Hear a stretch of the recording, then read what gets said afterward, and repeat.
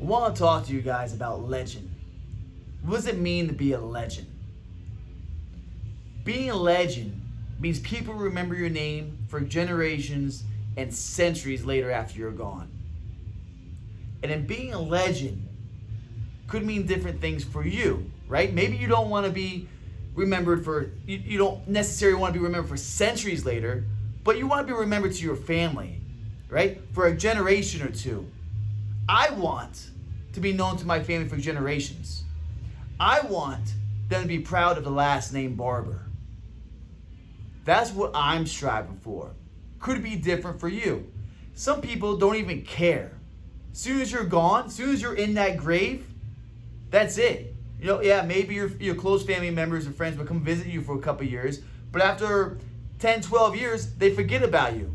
And that's what happens. You didn't leave an impact on this world, in this life, this small time that we have, right? On your tombstone, you have a birth date and you have a death date. Those two things don't matter. What matters is that little dash in between the two dates. Because that little dash is your whole lifespan. From birth to death is about an inch long, guys. And you need to leave your mark within that dash. Great example of this is the movie Troy. Some of you guys have seen it. It's kind of an old movie, so maybe some of you guys haven't.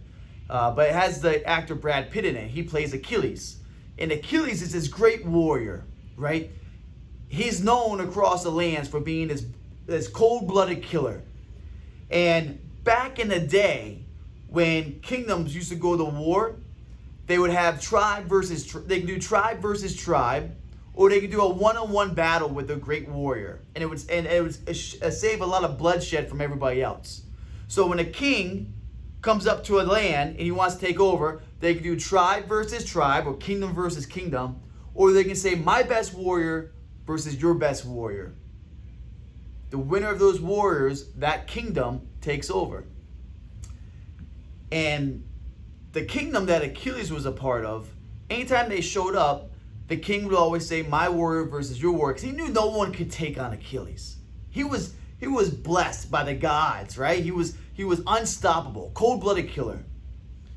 So in the beginning of the movie, you know, it kind of shows Achilles not really wanting it anymore. He's already overcame so much, right? He's fought so much already for this kingdom, or this king that he's fighting for, that he realized that the king is just getting greedy with land.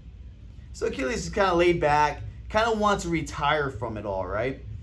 Well, the king goes, okay, just give me two more fights, two more challenges to overcome, and then you can go and retire. So in the beginning of the movie, they show up to this land, and the king, Achilles' king, shows up at this place, and the other king comes in, and the other king doesn't really know about Achilles, right? He goes, I want to do one-on-one, your great warrior versus my great warrior. And Achilles' king starts laughing, right? He's like, all right, yeah, fine, we'll do that.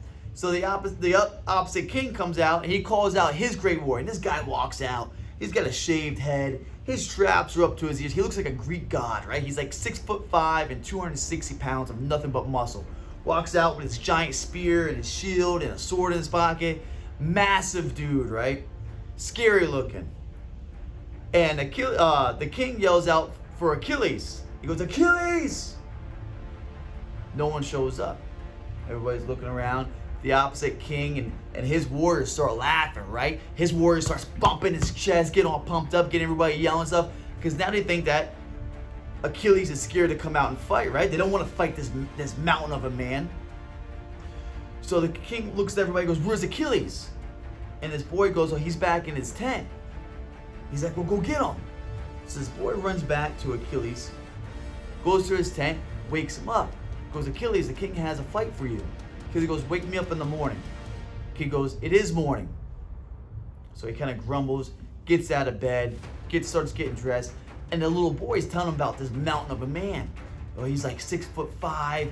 He looks like he's blessed by the gods. He's got muscles out to here. He's like 300 pounds, right? Nothing but muscle.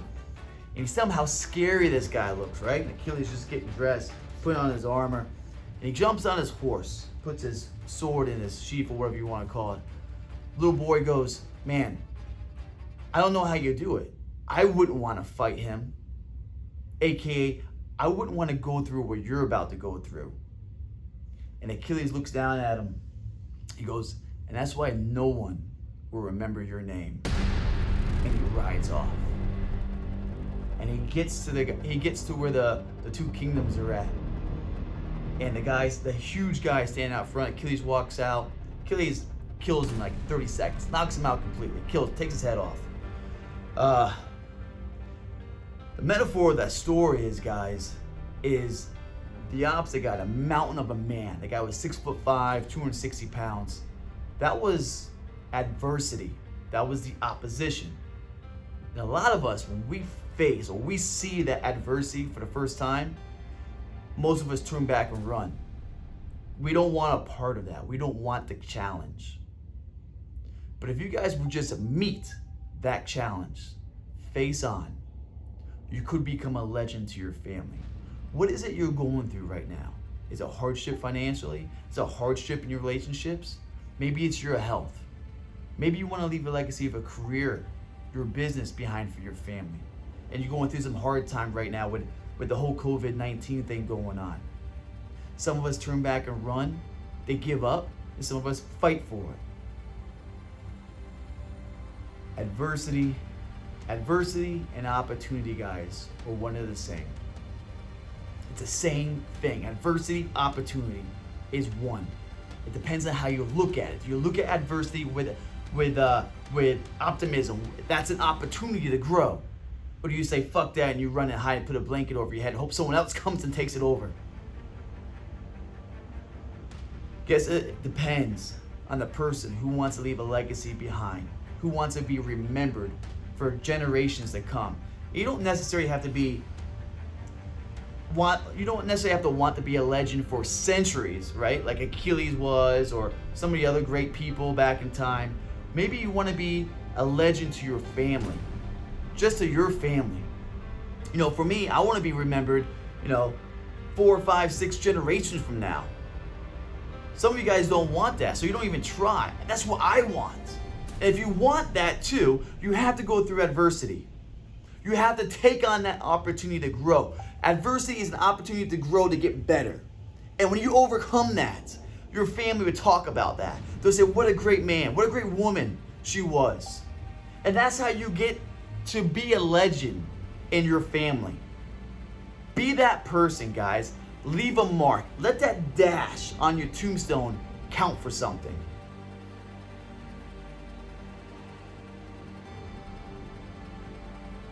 Embrace the adversity and turn it into an opportunity to become a legend.